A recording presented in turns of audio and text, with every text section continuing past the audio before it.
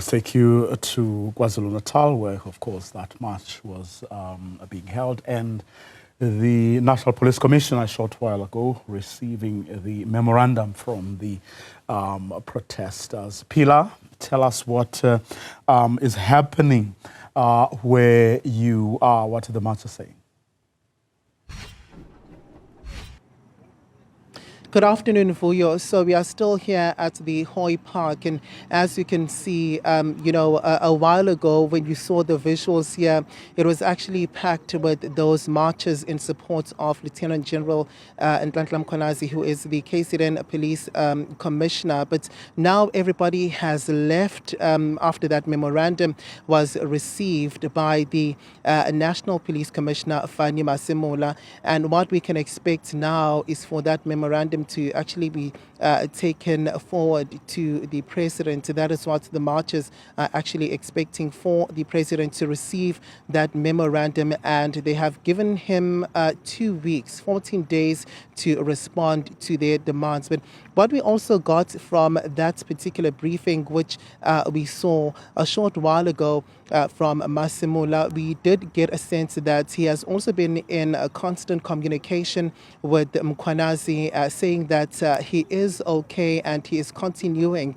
with his duties. And when he was asked what he's got to say about the outpouring support that we had also observed here, he did say that he's unable to actually comment on that, as he is not in a position of being his spokesperson. But just to also get a reaction from some of the things that were actually mentioned there, we did get an update that Shadrack Sibiya has now been asked to take a special leave as well, pending these explosive allegations which were made by the KZN Police Commissioner. I'm going to get a sense of the reactions now from that particular briefing. I'm going to bring into the conversation Nhlanhla Zulu, who is also in the forefront, demonstrating his support for Mkhwanazi. Thank you so much for your time. There's quite a lot which we did get from that particular briefing, but what we were able to take was that the Deputy National Police Commissioner, Shadrack Sibiya, has been asked to take special leave, and it would be interesting to know, how do you react to this? Thank you very much. I'll say those are the good news, but somehow I have some reservations on them, because we know the system, how do they work.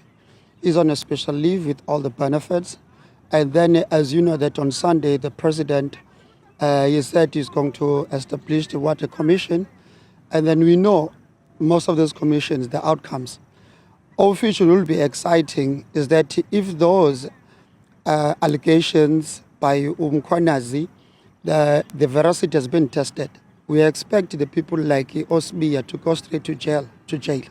And then that will excite us, not only Sibiya, Phila, and the whole cabal, because this thing, it should be uprooted. Because there are so many people who are involved. As much as if you listen to Mkhwanazi when he was articulating the time he had a media briefing. So we expect all those people, not only Msibiya. Msibiya is just the tip of an iceberg.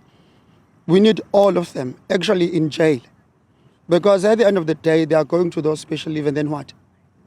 So I understand that the due process has to be followed, but the question is how long is it going to take?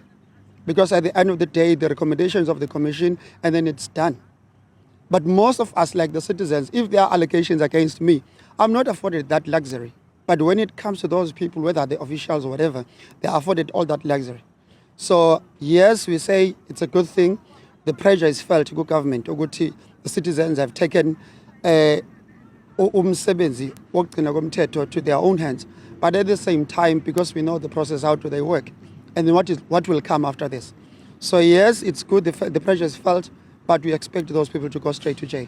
So then would you agree that this march was actually the correct approach to take to raise such concerns? If we can look at the people who are here on this march, political parties, civic groups, different political parties. I was speaking to one of the ladies, said, I'm an IFP member, but whatever that Mkhwanazi is standing for is what...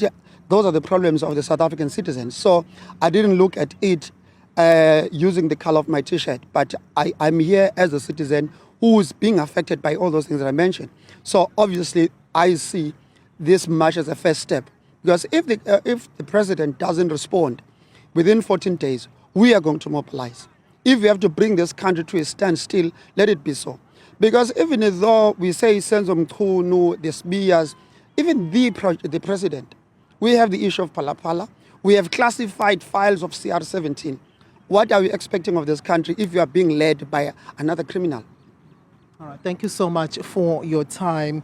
Bravo, that was Mandla Zulu speaking to us there and saying that they fully accept, Sibiya being asked to, take special leave, but also saying that if the president does not respond to this particular memorandum within 14 days, then chances are they will bring the city to a standstill. They are going to continue to mobilize because they are confident that this is the correct approach to take to raise their concerns. But I also understand that our colleague Nobuhle Modise is on the other side of the park and has the latest for us. Nobuhle? I am indeed. I'm in actual fact outside now, Phila, and we saw the police commissioner's cars just leave. You would have heard earlier that he is rushing back to Johannesburg and what was set to catch a flight.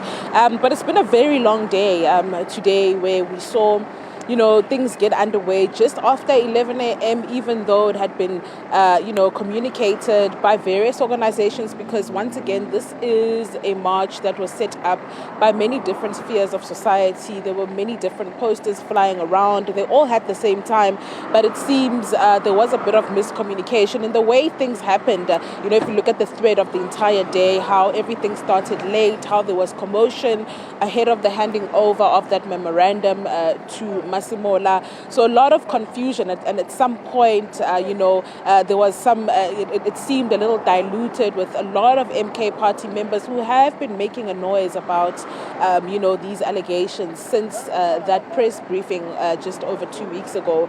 And we've seen them throughout the week, show their support. Even just last Friday, we went to the provincial headquarters, police headquarters here, expecting there to be some sort of night vigil by other civic organizations under the police. And when we got there, it was MK party, people staging some sort of, gathering outside the provincial headquarters. And just this week in Johannesburg and here as well, we've seen them. So today, it wasn't quite clear how, things were working out. There was MK, there was other civic society organizations, a lot of, organized chaos, if I may put it that way. But essentially, things did get underway after 11, and this particular march was actually quite long, all the way from Curriesfontein to Hoy Park. Also, a lot of confusion around where this particular march would end. At some point, we saw people coming all the way to Hoy Park and running back to the provincial headquarters, which are not far from here. It's literally down the road. You can actually see the building from behind me. My colleagues, Modise and Ngubande, they're just showing you, the distance between this particular park and the provincial headquarters. And just across in front of me, that's when you would find CR SWAT police station, and that's where, it had also been earmarked as one of the places where the march would end. So a long day, and that memorandum, a lot of demands, but also notably, there was a demand there around them not wanting this Judicial Commission of Inquiry, based on the fact that, according to those who drafted that memorandum, they're saying that Mkhwanazi has had the opportunity in Parliament, to answer to questions that were posed to him by Nhlanhla Mkhwanazi, and he lied on record about his relationship with someone who Mkhwanazi referred to as an associate of his, Brian Mkhwanazi, and because of that, they don't believe that anything substantial will come out of this particular, inquiry. But we need those theories tested in, a setup like that, where those allegations that have been put forward by the provincial commissioner, will be tested. So we wait to hear now, when they will get back to them. They've been given 14 days, as my colleague Phila has mentioned. For now, we'll go to Nobuhle and hear which part of the park she is at the moment. our reporters on the ground who, of course, have been tracking this particular march for us today. But we will go back to Nobuhle a little later on.